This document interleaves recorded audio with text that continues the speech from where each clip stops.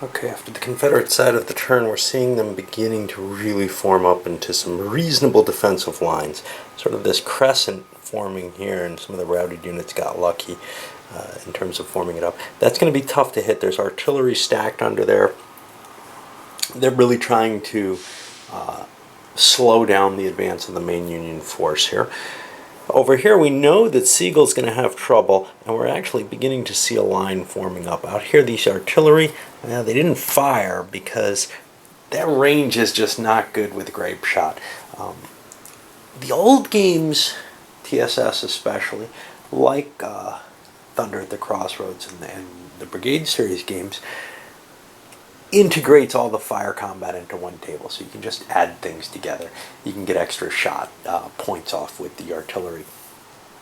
And they penalize artillery firing at infantry. Here instead, they use this grape shot table, which is actually very, very painful in terms of how much firepower you have to get, especially since at some distance the artillery just stops working. Now that kind of makes sense because you're not using grape shot really anymore.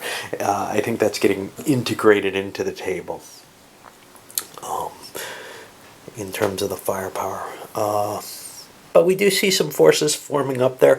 The biggest thing is here, but the problem the Confederates are facing is their forces are intermingled. Remember, they have two separate commands, McCulloch and Price. Price has very low command radius, so he's kind of stretched down to here, here, here, but McCulloch has Pierce, and that's all he has, and that's the main force over sitting basically in this line right here, with Price having his forces split on both sides. I've got to figure out how to kind of coordinate it so that all of Price's force is in one place and all of McCulloch's force is in another.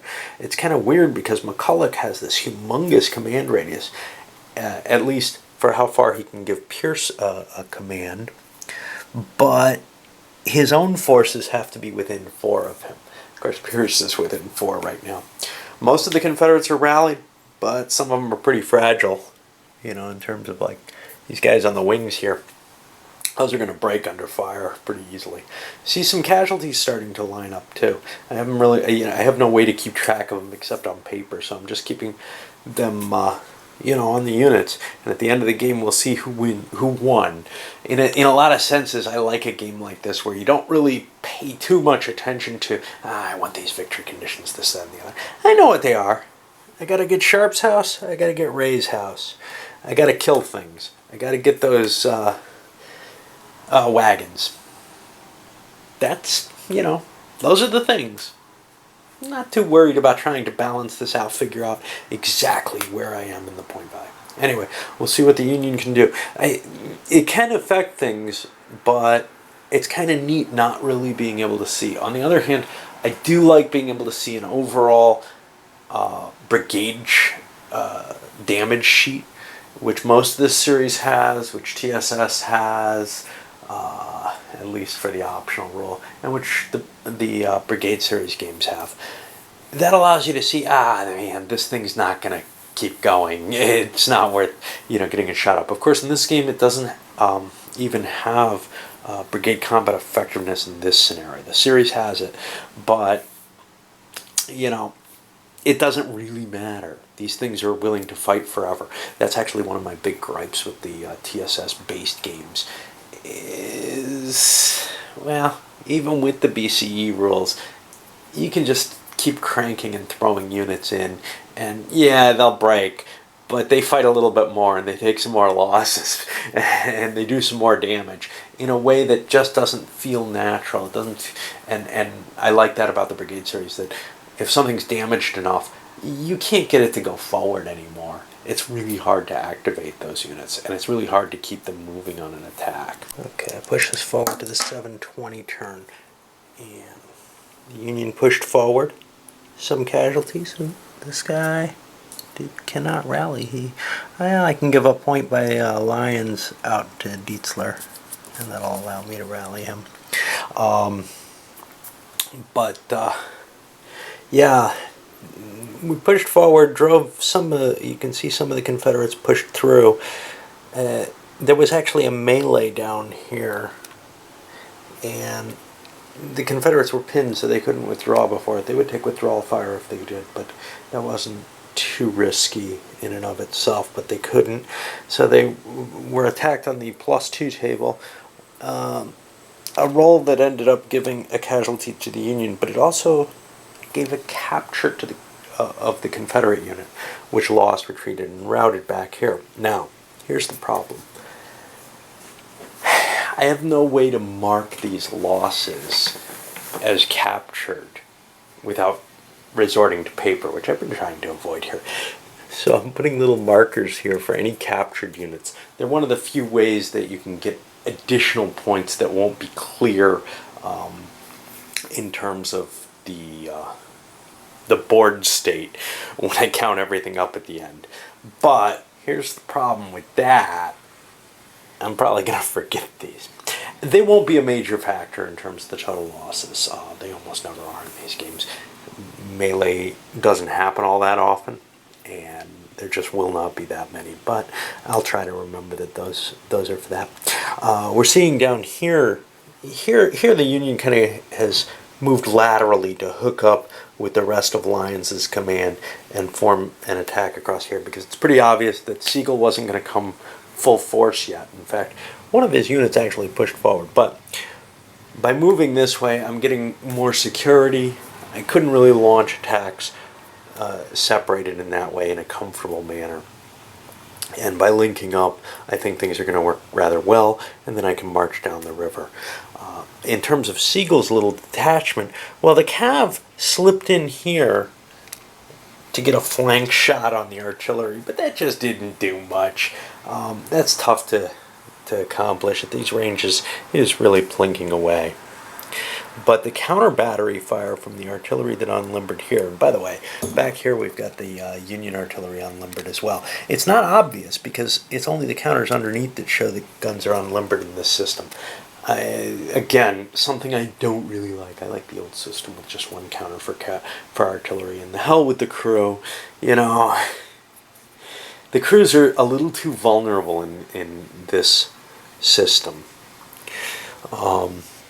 As well as in Stonewall, in my opinion. But anyway, the counter battery fire worked, knocked out one of the guns, no exploding casings, which is one of the options. And we got good old Sigel down here rallying his forces. He's going to try to pull up. Eventually, I guess we're going to try to do some kind of link up. But the main point for Sigel here is to put enough pressure that he can run down, take Ray House, and head back again in some sort of way. And the Confederates are kind of stringing some stuff, but they can't defend too much. And their wagons are kind of stuck here. They've got to figure out how to get them out of there, out of the way. All right, well, we'll move on to the next turn. So far, it doesn't look like, you know, anything's absolutely clear. Confederates are still in a bit of chaos. You know, what I discussed earlier here. And the Union still seems to be advancing, but, you know, now they're facing forces willing to stand up and fight. It's getting a little harder.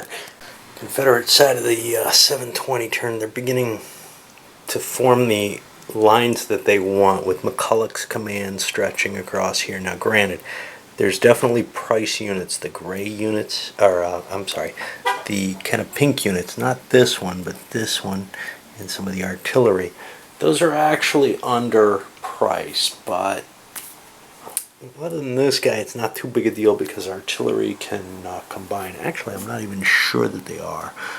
Parsons and Rains, yeah, they're both under Price. I'm not sure if McCulloch has any artillery. This one better be.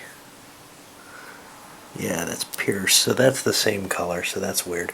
And Price is pushing south. Now, there's a lot less Union forces south, and Price's command is quite large. But there's no good answer. I mean, the only answer would be to swing just the Independents down here. And they could probably handle it, but the Independents are holding Sharp House, and I can't do anything about that. I've got a few over here. And these are McCulloch's Independents. He can help rally them as he did here. On to the Union turn. Let's see whether they can make any ground. Ooh, I forgot to handle this attack. And that could end up being a melee. Let me do that, and then I'll go to the Union. Well, after the fire combat, which was ineffectual, these guys withdrew from combat, took another shot. Again, ineffectual, but it allows the Confederates to build a better line up here on the cornfield, the ridge up here, etc. It's beginning to look like Sigel's command can't do much. He can just he's probably going to pull back and try to harass and threaten more than actually fight, and let Lyon handle the actual fighting up. And that's pretty much it for the Union turn. We go into 7:40 a.m. You can see they're forming up their own line and beginning to push. We had a melee down here, pushed him back, captured another independent cav unit, and well, that Sigel side, it just doesn't look plausible with all those forces heading down in prices. Of course, with all those forces heading down, that's making this a lot more reasonable. And it's really kind of well, what do you want to do? You got two divisions. They're both pretty decent size. Neither one's as big, I think, as what Lyon's hitting from the north. But you can't put them both up here. So it's going to be a tough call. All right. Well, tomorrow we'll be able to do some more of this. And after the Confederate turn, this is beginning to look like it's going to turn out a Confederate victory. They've got a pretty solid line around Sharp House.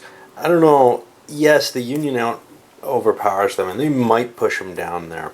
I don't see any possibility of Ray's house going. And Sigel's command is in a lot of trouble.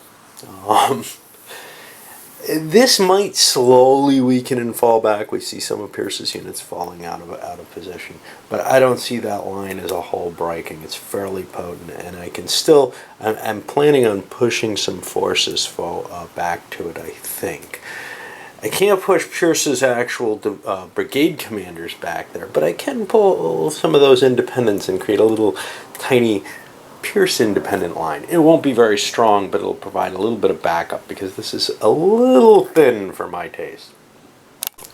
Push forward to 8 in the morning, and what do we got? Well,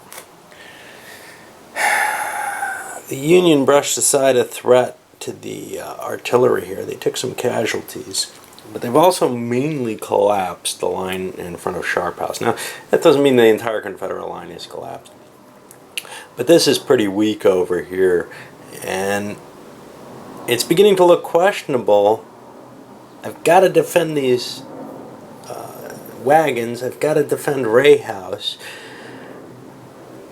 I'm not so sure I have to defend the command center, but that could be a mess if it's not defended, because that's where all the routing Confederates go. So if I can't keep kind of a shell around that, there's going to be mass chaos in the Confederate side if they're being attacked from there, which they will be. Basically, we just saw the force of good troops, a little bit denser, able to brush aside those independent cav that really weren't able to hold, I guess. I wanted to get more up there. Now it's beginning to look questionable to have sent Price all the way down here to deal with Sigel, but the problem is I've got these disparate positions to hold and certain formations, and I really don't have much choice in the matter. I don't know that Price's forces are all that much weaker than Pierce's command, for example, are all that much stronger, and you get a lot of musket-armed men who aren't good at holding. Well, you've got that across the board for the Confederates. They aren't that good at holding the territory because the rifles can move within a couple of hexes, and this is just underbrush. It's not, it's not a full woods that would prevent firing through it. So that's all kind of turning into a problem. We had one of the sets of guns taken. Now, I believe this is the gun crew back here. I can't find in this game where the gun crew disappears. I don't know if they can recrew or help another crew. But anyway, those guns have been captured and are added to that score. That's beginning to rack up. The Union's doing pretty well on that. I'm going to load this one up, and hopefully not too many more videos. I know I'm kind of taking my time as the battle goes. It's a joy to be playing one of these old games again.